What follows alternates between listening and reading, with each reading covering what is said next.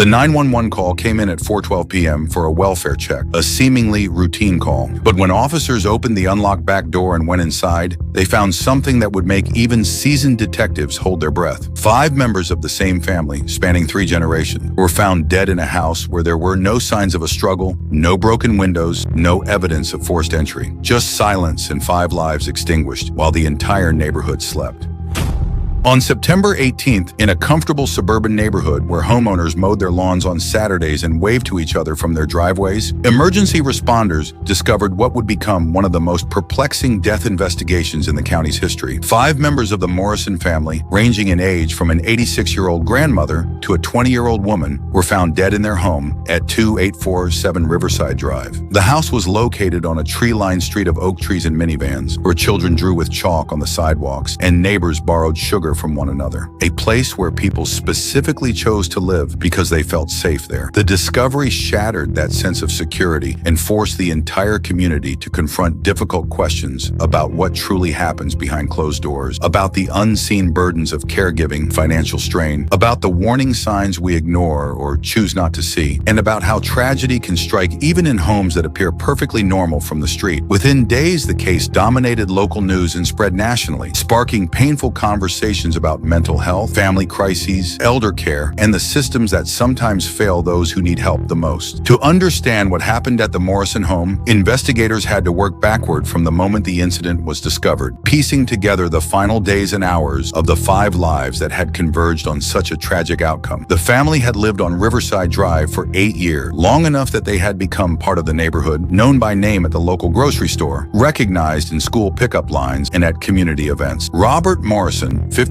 had worked for a regional logistics company for 15 years, holding a secure middle management position that afforded him a comfortable, if not extravagant life. His wife, Jennifer, 49, taught part-time English literature at a community college, a job she loved despite the modest salary. They had 2 children, Thomas, 25, a second-year college student who played varsity basketball, and Sophie, 20, for her artistic talent and kind nature. Living with them was Robert's mother, Eleanor, 76, who had moved in 18 months earlier after being diagnosed with early-stage dementia. The weeks leading up to September 18th seemed unremarkable to most, but evidence later revealed that pressures were building beneath the surface. Eleanor's condition was steadily deteriorating. Notes from her neurologist's appointment on September 5th documented increased confusion, episodes of agitation, and the doctor's recommendation that they begin considering memory care placement within the next 6 to 12 months. The estimated cost, $6,000 to $8,000 per month, not fully covered by Medicare. Financial records revealed a picture of a family that was managing, but under increasing pressure. Robert and Jennifer's combined income was approximately $89,000 annually, solidly middle class, but not wealthy. The medical expenses for Eleanor's care, including medications, adult day services, and mobility equipment, added about $1,500 per month to their budget. Credit card balances were steadily rising. A savings account that had held $12,000 a year earlier now showed a balance of $1,847. Robert didn't receive a promotion in July that would have increased his salary by approximately $15,000 annually. At the same time, college budget cuts reduced Jennifer's teaching load from 3 courses to 2, reducing her income by approximately $600 per month for the fall semester. On Friday, September 15, life was completely normal. Thomas went to school and attended basketball practice after class. His coach later told investigators that Thomas seemed perfectly fine, joking with his teammates and playing well. Sophie went to school and attended the art club, where she created a watercolor painting with a sunset theme. Jennifer attended her morning class at college. Robert worked in the office all day. Eleanor went to her weekly adult day program, where staff reported that she had a good day, participating in activities and appearing happy. That evening, the family had dinner together. It was a routine for them. At around 7:30 p.m., a neighbor taking out the trash reported seeing the family through the dining room window. Everyone was sitting at the table and eating normally. Nothing seemed unusual. On Saturday, September 16th, Thomas went to a friend's house in the morning to work on a school project. The friend's mother later confirmed that Thomas was completely normal, laughing and working attentively. Sophie had a play date with a classmate. The two made friendship bracelets and watched movies. Jennifer took Eleanor to the same salon they had been going to for months. The stylist remembered the appointment clearly. She said Jennifer seemed a little tired, but normal and calm. Eleanor was in a good mood and enjoying the day. A security camera from a neighboring house showed Robert returning from the hardware store around 2 p.m. He was apparently carrying gardening tools, which neighbors later saw him using. He waved to a neighbor who was washing cars cars nearby. Everything seemed perfectly routine. On Saturday evening, Jennifer texted her sister Linda, who lived 3 states away. The conversation was completely normal, about Linda's new job, upcoming vacation plans, and the story of the cat. In one message, Jennifer also mentioned that she was already worried about Robert. Linda consoled and supported her. They decided to talk more comfortably on the phone the following week. Up until then, from the outside, life for this family seemed perfectly normal. The last known contact any family member had with the outside world was on Sunday morning, September 17th at 10:47 a.m. Jennifer called her sister, and they spoke for about 18 minutes. According to Linda's statement to the police, Jennifer seemed normal, perhaps a little tired, but was making plans to come for Thanksgiving. She mentioned that Eleanor had had a bad night. She had been restless, confused, and needed constant attention, and that they were all tired. But there was nothing in the conversation to suggest any crisis or emergency. They ended the call with, "Love you, talk to you soon." External witnesses had little information about Sunday afternoon. The family apparently stayed home. No one saw them outside in the neighborhood, and no security cameras recorded any vehicles coming or going. The house was quiet. Neighbors on both sides reported hearing nothing unusual. It was a Sunday like 1,000 other Sundays, at least from the perspective outside those walls. At 8:17 p.m. on Sunday evening, Eleanor's medical alert device, a pendant she wore that could be pressed to call for help, registered a brief activation, but it disconnected before anyone spoke. The monitoring company called the house phone twice, but there was no answer, so they called Robert's cell phone, as per their protocol. Robert answered, apologized, said his mother had accidentally pressed the pendant while adjusting it, and that everything was fine. The monitoring company logged the incident as a false alarm and closed the call. That call was the last verified communication with anyone in the Morrison family. On Monday morning, September 18th, the first clear signs emerged that something was wrong. Thomas Morrison didn't show up for school, which was unusual for a student with such good attendance. His first period teacher marked him absent, but didn't immediately consider it a cause for concern. Sophie also didn't arrive at her middle school. Again, this was noted but not considered alarming. Students sometimes miss school for various legitimate reasons. Jennifer Morrison was scheduled to teach a class at the community college at 10 a.m. She didn't show up. Jennifer's attendance was always perfect. She had even taught classes when she had a bad cold rather than cancel. Her students waited 15 minutes, then began to leave. The department secretary tried calling Jennifer's cell phone and home phone. There was no answer. She left voicemails. By 2 p.m., Jennifer's department head, Dr. Patricia Hendricks, was genuinely worried. Jennifer still wasn't responding to calls, texts, or email. This was completely out of character for her. Dr. Hendricks discussed the situation with other faculty members. Should she be concerned, or was she overreacting? The consensus was something was definitely wrong. If she were sick or there was a family emergency, Jennifer would have certainly let someone know. At 3:45 p.m., Dr. Hendricks went to the Morrison home. He knocked repeatedly on the door, rang the doorbell, called Jennifer, and heard the phone ringing inside, but received no answer. He walked around, looking through the windows at the property and the surrounding area. He also noticed accumulated mail near the door, several days' worth. He observed an undisturbed pottery display, but no people, no movement, no response to his calls. At 4:12 p.m., Dr. Hendricks called the non-emergency police line to request a welfare check. He reported not showing up for work without notice, not responding to any attempts at contact, mail accumulating, phones ringing, but no answer. The dispatcher took the information and said officers would be dispatched. Officers Martinez and Thompson arrived at the Morrison residence at 4:47 p.m. They followed standard procedure, announcing themselves loudly, knocking loudly, attempting to look inside through windows, and walking around the house. They confirmed Dr. Hendricks' observation. Accumulated mail, no response to knocking or the doorbell,